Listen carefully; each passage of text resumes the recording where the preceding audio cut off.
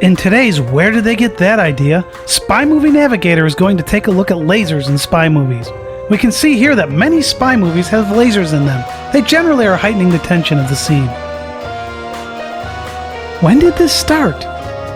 We'll start with a classic scene from 1964's Goldfinger.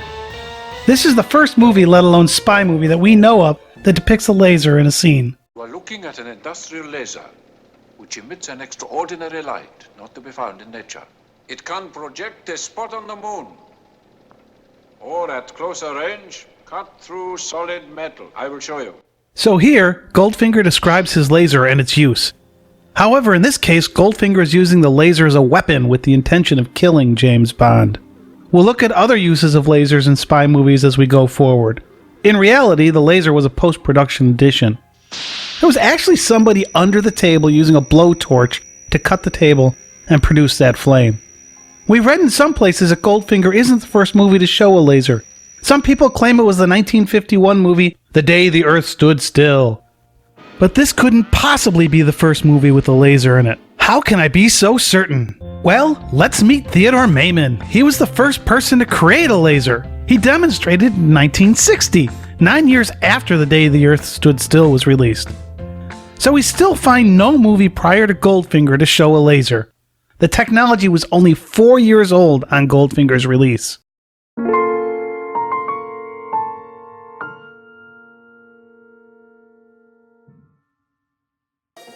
The second spy movie that depicts a laser is the 1966 Matt Helm movie Murderer's Row with Dean Martin.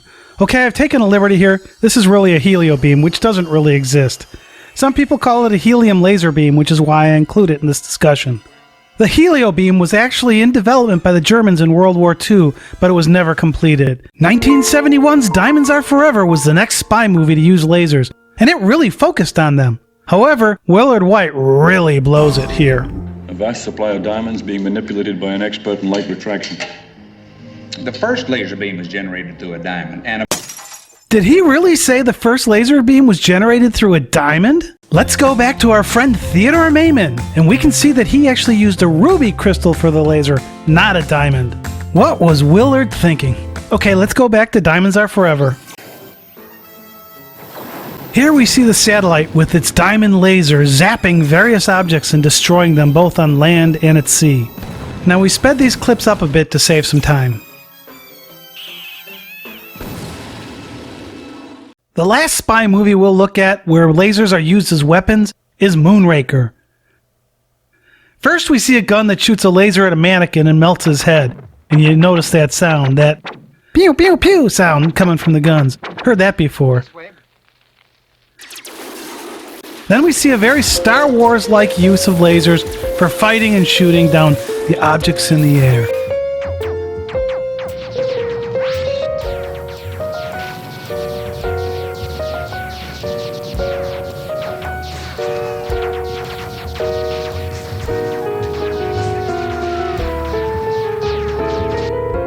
Now this 3-paneled clip is a collection of 3 scenes where they shoot 3 individual pods that Drax had sent to destroy human life on Earth. Of course, the biggest explosion is on the last hit. It's entering the Earth's atmosphere. James, this is our last chance. Steady.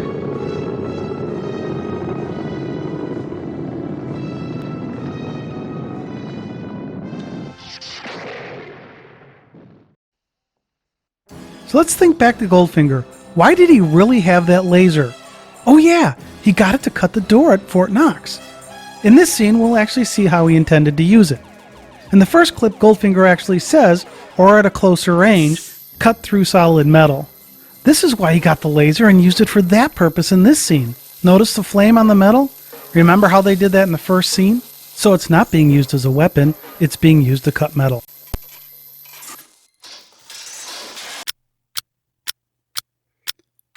So now we jump to Never Say Never Again from 1983. Here we see Q giving James a watch, which is really a laser. It looks like a watch, but it's really a laser. Keeps perfect time. But for how long? At least your lifetime. It cracks me up that Q never showed James how to use this laser, yet somehow James just knows how. What does James use it for? Why, to cut through metal in his metal restraints. We see lasers cutting again.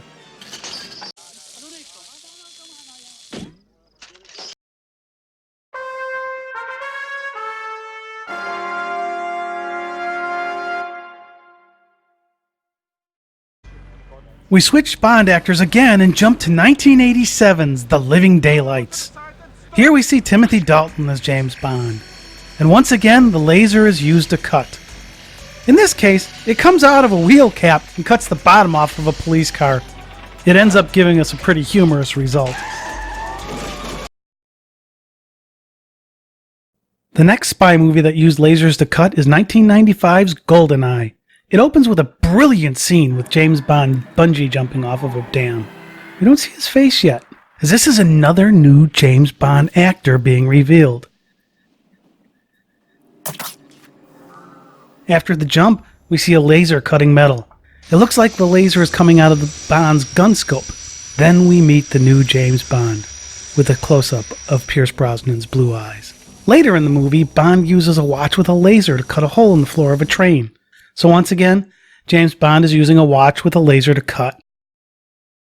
The last movie we're going to look at where a laser is used to cut is the 2008 movie Get Smart. Here we see Siegfried using a laser to cut metal to get an object behind it.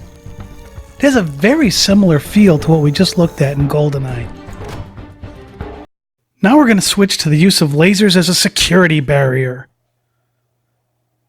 We'll start by looking at the vault scene in the 1996 movie Mission Impossible. Here we see these laser beams that guard the ventilation shaft at the top of the vault. Ethan Hunt uses this device to stop the laser from setting off the alarm. I'm not sure how it worked, but it did. Now we get a much bigger use of lasers as a security barrier coming in the 2008 movie Get Smart. In this scene, Agent 99 and Maxwell Smart have to cross a room that is protected by laser beams, creating a security barrier. Just like in Mission Impossible, if you break the beam, an alarm's going to sound. It's a tense scene and the lasers really make it hard to get around. Also notice the smoke in the room. Without that smoke, you wouldn't see the beams, as laser beams are invisible unless they're diffused. So where'd they get that idea?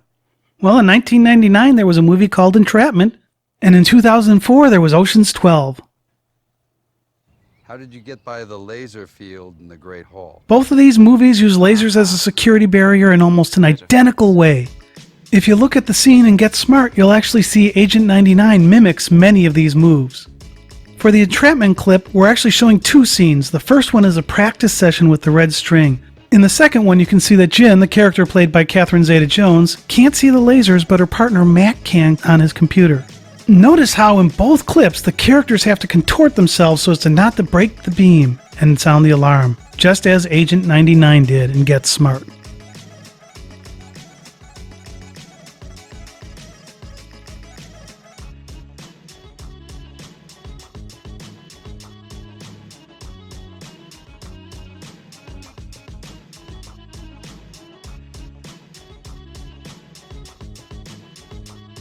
Now get ready and listen.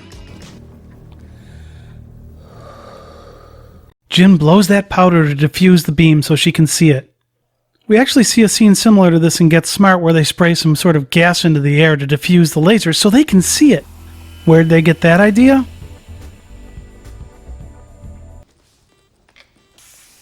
Again, back to Entrapment. We want to finish up by looking at how two spy comedy movies use lasers as well. The first is Spies Like Us from 1985. Here we're back to using lasers as a weapon to try to shoot down a rocket.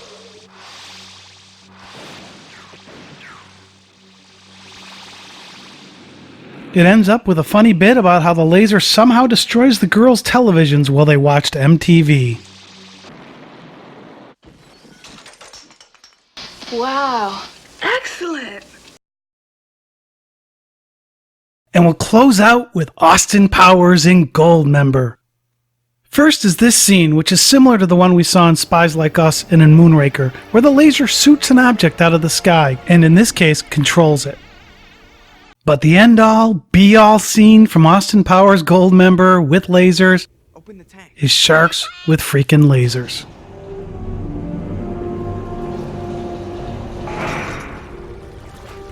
Are those sharks with laser beams attached to their heads? Cool! You mean I actually have frickin' sharks with frickin' laser beams attached to their frickin' heads? So a big thank you to Theodore Maiman and his invention of the laser. He didn't design the laser for movies, but spy movies have certainly had their fun because of his work. Without his invention, none of these fantastic scenes would have been possible. So please continue to look for our content on our website, spymovienavigator.com, or look for our content on our YouTube channel. We have podcasts that go into more depth how different spy movies were influenced either by spy movies or real-life events. We also have location videos of filming locations for the various spy movies. There's also a searchable spy movie database and a trivia quiz for you to enjoy. We are spymovienavigator.com, cracking the code of spy movies.